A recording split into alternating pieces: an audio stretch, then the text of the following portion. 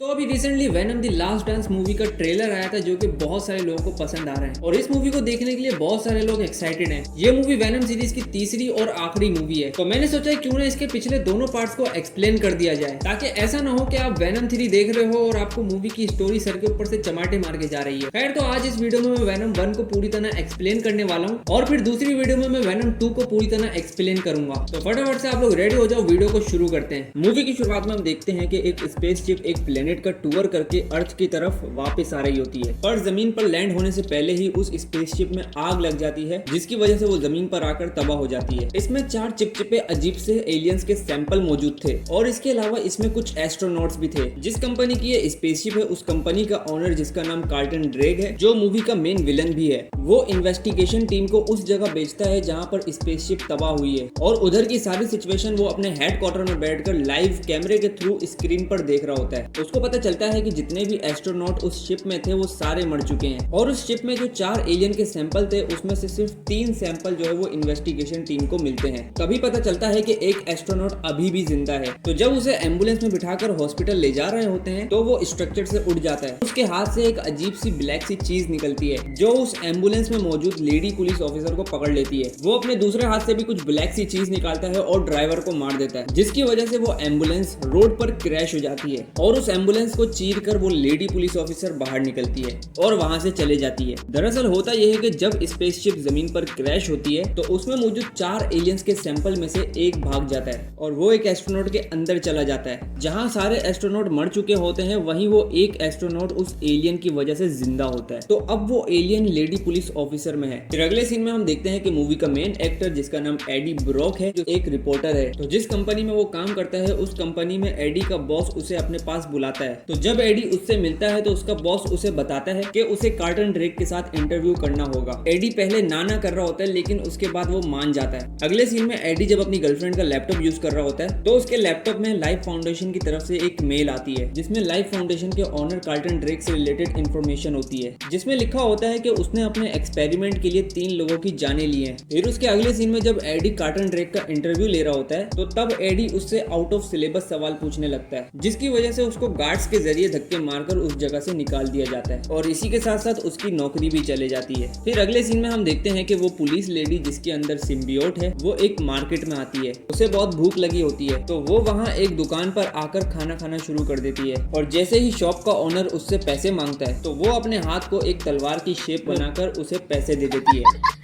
और वहाँ मौजूद वो और भी लोगों को मारती है। तो वहाँ वो एक बूढ़ी औरत को देखती है जो सही से खड़ी भी नहीं हो पा रही होती, तो ये उस बूढ़ी औरत के पास जाती है और उसे पकड़ती है और उसमें जो सिम्बियोट होता है वो उस बूढ़ी औरत के अंदर चला जाता है और वो लेडी ऑफिसर उसी वक्त गिर जाती है और बूढ़ी औरत तन के खड़ी हो जाती है जैसे वो जवान हो गई हो और फिर वो वहाँ से चले जाती है। इसके बाद 6 महीने गुजर चुके हैं और हम देखते हैं कि कार्टन उन सिम्बियोट्स पर एक्सपेरिमेंट कर रहा है, लेकिन अब कार्टन उन सिम्बियोट्स को इंसानों पर टेस्ट करना चाहता है। उसे डॉक्टर स्कर्ट समझाती भी है कि ये करना सही नहीं है, पर वो उसे इनडायरेक्ट धमकी देता है और इंसानों पर एक्सपेरिमेंट शुरू करने का कहता है। उसके बाद हम एडी को देखते हैं जो अभी तक जॉबलेस है पर हार्टलेस नहीं। वो एक मांगने वाली औरत से ज्यादा पैसों में न्यूज़पेपर खरीद लेता है ताकि वो उसकी फाइनेंशियली मदद कर सके। फिर वो उसे पैसे देकर एक शॉप में सामान खरीदने चला जाता है। एडी देखता है कि उस शॉप में एक चोर आ जाता है जो उस शॉप की ओनर से पैसे छीनकर चला जाता है और ये सब एडी चुपचाप कोने में खड़ा हुआ देख रहा होता है पर कुछ कर नहीं पाता। इसके अगले सीन में हम एडी को नौकरी के लिए रुलता फिरता देखते हैं। वो बहुत जगह ट्राई करता है पर कोई भी उसे जॉब नहीं देता। अब इस वजह से एडी काफी ज्यादा स्ट्रेस में आ चुका है और वो स्ट्रेस को कम करने के लिए मेडिटेशन कर रहा है। जब वो इस स्ट्रेस को कम करने के लिए मेडिटेशन कर रहा होता है तो उसका पड़ोसी बहुत ज्यादा जोर से गाने बजा रहा होता है और एडी को ज्यादा शोर पसंद नहीं है, पर वो अपने नेबर को शोर ना करने के लिए मना भी नहीं करता। उसके बाद हम देखते हैं कि कार्टन ने इंसानों पर एक्सपेरिमेंट करना शुरू कर दिए हैं। वो उन लोगों पर एक्सपेरिमेंट करता है जो भीख मांगते हैं, जिनका कोई घर बार नहीं है या जिनकी दिमागी हालत ठीक नहीं है। ऐसे ही एक इंसान पर एक्सपेरिमेंट होता है। उसे एक गिलास से कवर लैब में सिम्बियोट के साथ छोड़ दिया जाता है और जब सिम्बियोट को बाहर निकालते हैं तो वो उस इंसान के पास जाता है और उसके अंदर चला जाता है और थोड़ी देर बाद वो उस इंसान को अंदर ही अंदर खाने लगता है, जिसकी वजह से वो इंसान कुछ देर बाद मर जाता है और जो उसके अंदर सिम्बियोट होता है वो बाहर आ जाता है। पर इस सब के बावजूद भी कार्टन नहीं रुकता, वो और मजीद लोगों पर एक्सपेरिमेंट करने का ऑर्डर देता है। अगले सीन में हम देखते हैं कि जब एडी उस मांगने वाली औरत से न्यूज़पेपर लेने जाता है तो वो उसे वहाँ नहीं दिखती। एडी उस पर ज्यादा ध्यान नहीं देता और वो वहाँ मौजूद शॉप में सामान खरीदने चला जाता है।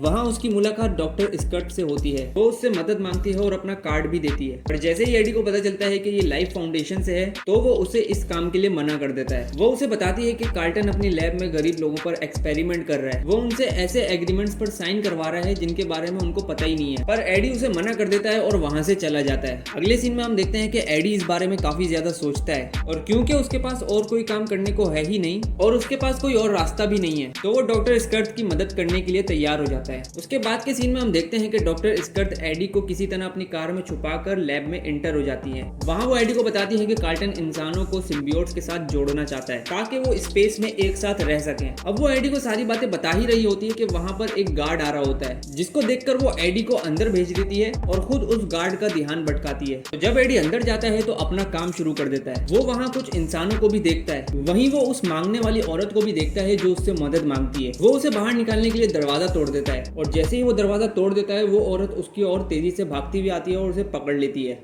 इस औरत में एक सिम्बियोट होता है जो एडी में आ जाता है और जैसे ही वो सिम्बियोट एडी में आता है वो औरत गिर जाती है। अब वहीं पर पुलिस भी आ जाती है, जिसकी वजह से एडी को वहां से भागना पड़ता है। अब इस सीन में हमें एडी के अंदर की सुपर एबिलिटीज देखने को मिलती है जो उसे सिम्बियोट की वजह से मिली है। खैर एडी किसी तरह पुलिस से भागने में कामयाब हो जाता है। उसके बाद हमें वही बूढ़ी औरत दिखाई जाती है जिसमें लेडी पुलिस ऑफिसर से सिम्बियोट निकल के उसमें आया था। अब वो सिम्बियोट उस बूढ़ी औरत में से एक छोटी बच्ची में आ चुका है। उसके बाद हम देखते हैं कि एडी अपनी एक्स गर्लफ्रेंड से मिलने एक रेस्टोरेंट में जाता है जहां पर उसकी गर्लफ्रेंड का बॉयफ्रेंड भी होता है। वो अपनी गर्लफ्रेंड को बताता है कि वो इन्फेक्टेड है और कार्टन ड्रैग अपनी लैब में जो कर रहा है वो भी बताता है। अब इसी दौरान एडी बड़ी अजीब सी हरकतें कर रहा होता है। कभी वो दूसरे का खाना खा रहा होता है तो कभी फिश टैंक के अंदर बैठ रहा है। तो एडी की गर्लफ्रेंड का बॉयफ्रेंड जो एक डॉक्टर है वो उसे हॉस्पिटल चेकअप के लिए ले जाता है। वहाँ उसका एक MRI टेस्ट लिया जाता है। अब उस टेस्ट में काफी ज्यादा शोर होता है और शोर सिम्बियोट से बर्दाश्त नहीं होता। ये समझ के चलो कि शोर जो है वो सिम्बियोट्स की कमजोरी है। फिर अगले सीन में हम देखते हैं कि डॉक्टर स्कर्ट पकड़ी जा चुकी है। इसके बाद के सीन में हम देखते हैं कि एडी जब एनी से बात कर रहा होता है तो उसे अपने अंदर से सिम्बियोट की आवाज सुनाई देती है, जिसकी वजह से एडी अपना फोन बंद कर देता है। अब इसके हरामी पड़ोसी को पता नहीं क्या चुल मचती है कि वो फिर से तेज आवाज में गाने बजाना शुरू कर देता है जैसे उसकी माँ की शादी हो रही हो।